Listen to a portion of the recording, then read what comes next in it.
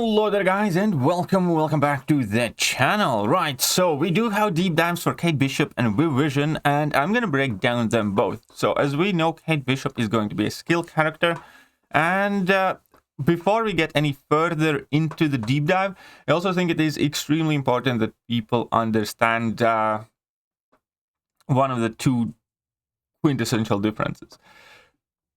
A champion can be great, and I personally might not find a champion to be super, enjoyable to play, or it might not suit me. And I want to immediately differentiate in between that, because ability-wise, Kate Bishop at the moment does look quite good. I still, have my questions about how quick she is going to be, because she is definitely, by definition, a ramp-up character where effectively you need to throw, I don't know, 6, well, it depends how many stacks you want. Let's say if she's unsynergized, she has like 4 different arrows, I think. So that makes like 8 level 1s to fully ramp her up. If you use synergies, then even more than that. And that's a lot.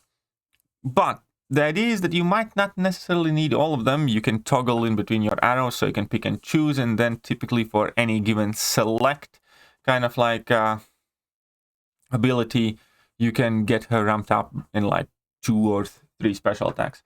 At the same time, in between Kate Bishop having a playstyle where you need to drop your heavy attacks, make sure opponent's cornered, keep an eye on all of your timers for debuffs and passives, and also make sure that you are throwing your perfect releases in order not to lose all the benefit and bonus.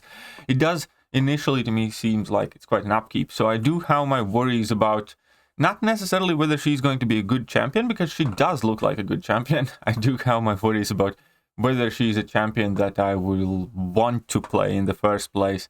But we'll get to that. So as we can see, she does have access to a ton of different types of arrows here that inflict fragility, caltrops as a passive, tranquilize, which also reduces opponent's debuff accuracy, Cold Snap shuts down their evade. She has access in her base kit to tracking, so she can bypass miss. And she also has access to Crush, and also reduces opponent's critical rate, and special attacks have true accuracy, so they cannot be evaded. So here we can see that when attacked by a basic attack while suffering from stun debuff, she also has a 100% chance to purify the stun and evade the hit. That also passively stuns the opponent. So she effectively does have the Mordo defensive mechanic, where you will never want to parry Kate Bishop pretty much unless you have a way to counter her evade. So that's kind of like Mordo-esque thing built in her there, and will definitely be quite annoying fighting against her also. When performing well-timed block against basic attacks, Kate has a 100% chance to evade, so that's the Elsa kind of like bit in her kit. Also, when performing an evade, Kate counterattacks with a taser arrow on personal evades. This inflicts passive stun for 3 seconds, which is removed when the opponent is struck twice. Her personal evades then go on cooldown for 10 seconds. So this is kind of like a very Elsa-like ability, except in this case, the plan is that you evade, you dash at your opponent, you charge your heavy attack. If you charge it for long enough, which this personal stun should allow you to do, you're going to get a benefit distance knockdown, so you can corner the opponent quicker. Also, during special attacks 1 and 2, you do have the Hawkeye mechanic, where you tap on block, time slows down, and you need to get that perfect release, and then you get additional bonuses, and you get dialed in. And unawakened Kate can get 2 stacks of dial in, awakened Kate can get 5 stacks, just like Hawkeye, basically. So that is, again, basically the same thing as Hawkeye, except that she has Elsa's and Mordo evade mechanics built into her as well. I believe her heavy attack is the one that applies tracking, so that is quite cool because you can access it easily and on demand, especially in combination with that evade. And again, here, if you charge it long enough, you're going to see that orange icon pop, and that means that you're going to get extra distance, knocking opponent down to corner them more easily.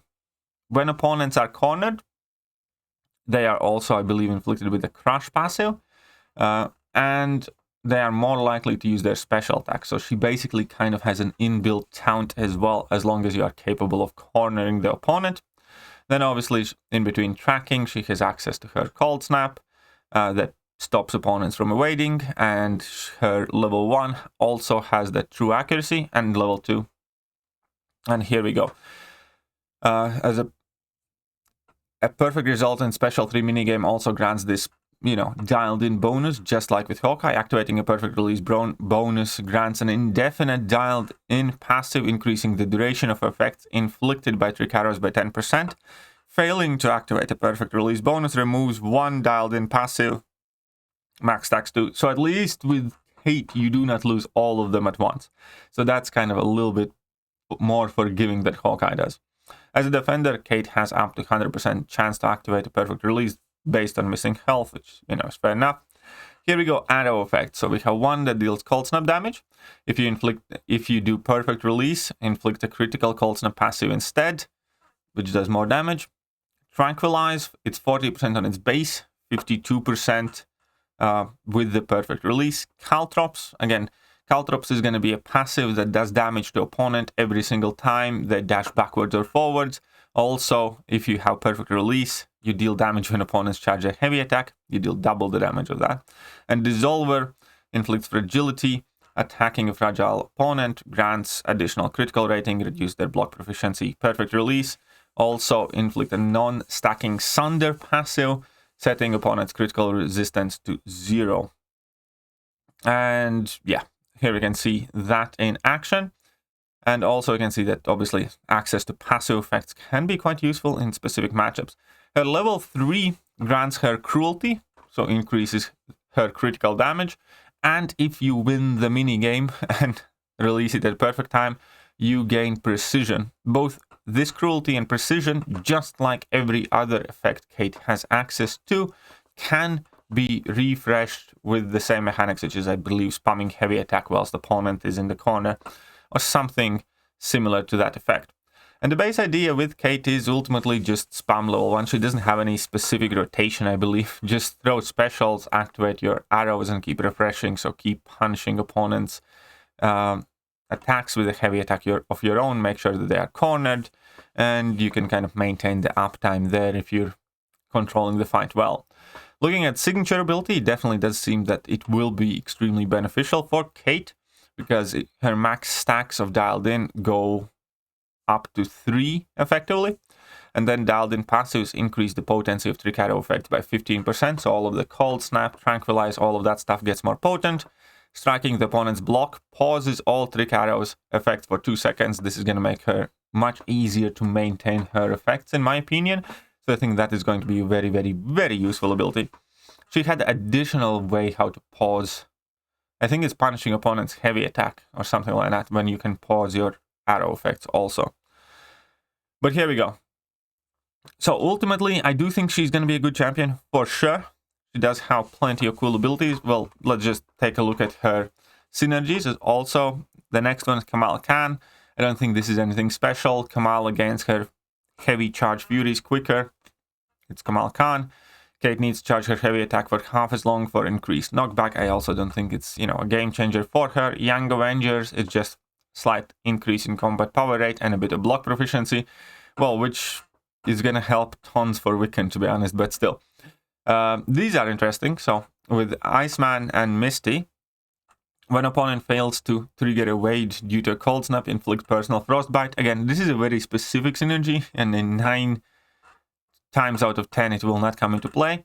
But Emma, Elsa, and Kate, when opponent fails to trigger an evade due to cold snap or reduced ability accuracy, inflict a frostbite passive for 10 seconds, dealing 50%. Again, it's very specific, it's nice, it's fun, it's quirky, but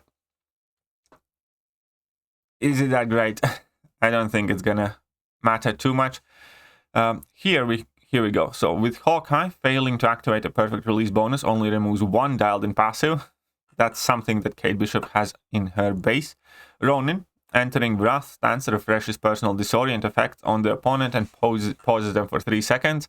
This one's kind of nice, being able to refresh that and then, keep on refreshing and basically make sure that disorient's active the entire fight. If Ronin was more popular character, I think this would be an important synergy. As the way it stands, do I think that this synergy will make Ronin relevant or important? No. And Kate activating perfect release bonus during special attack 2 grants 2 additional dialed in passives. This is quite neat. a bit quicker ramp up, I suppose, because her special 2 activates 2 of her trick arrows. That's the only difference, basically. Level 1 was 1 trick arrow, level 2 was there's 2 trick arrow effects. And the final one with America Chavez, reduce the duration of the opponent's indestructible and regeneration buffs by 40% for each unique parallel dimension. I think this one is very, very cool. This is basically the absorbing man ability, I think, just a bit cooler. I wish it also affected unstoppables, but still.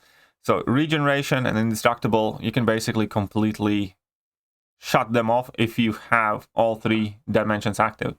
And then the max stack limit of all 3 arrows increased by 1. This can be quite huge for Kate in long fights, significantly improving her damage. So I do think that this, of all synergies, is the best one, both for America Chavez and Kate Bishop. All right, and yeah, we can definitely see that she will have access to, quite significant amounts of damage after the ramp up. And I do think that, there will be uses for her, definitely, given the fact that first level 1 can let you access Cold Snap, the shutting down evade. Immediately you can access tracking, shutting down miss mechanic. You effectively have built-in taunt, and then all of that extra stuff need too. But in itself, evade, miss counter, taunt built in, decent damage, that's a lot. That is a lot, and I do think that she's a solid, well-made character. The things that, again, are creeping up in my mind is the playstyle, the slowing down time mechanic on every special attack, and all that extra stuff. And having had a bit of experience playing Hawkeye, I just personally, even just with that perfect release, I consider it more as a nuisance. In my head is just like how much better Hawkeye would be if I didn't have to do all that perfect release stuff and he just had those effects. So I don't know. And on top of that, now we have added timer watching, making sure your debuffs don't expire on Kate Bishop. We have added in heavy dropping type of things. Maybe I'll enjoy it. And again, I want to be very clear on it. This is not a comment on whether she's going to be a good champion. To me, so far, it looks like she's definitely going to be, at the very least, solid, decent, good addition. She might be excellent or amazing. That remains to be seen. I'd be very surprised if she's underwhelming.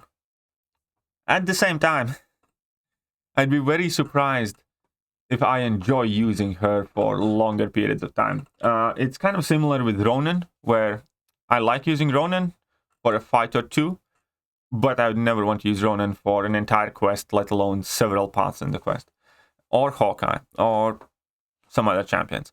And champions, not everybody has to like everything. We all have each our own personal preferences. Like a lot of people don't like Mr. Fantastic. I, for whatever reason, love using Mr. Fantastic, but I hate using Magneto because that parry heavy style where you need charger heavy just puts me to sleep. But I really don't mind using Archangel. So it's always kind of like an individual subjective basis. But I am a bit worried after seeing that Kate might be the new big thing and I'm just going to be very stubborn. And I'm going to be like, no. Anyways, she does look cool though. Let me know what you guys think. I'm going to catch you guys soon. See ya.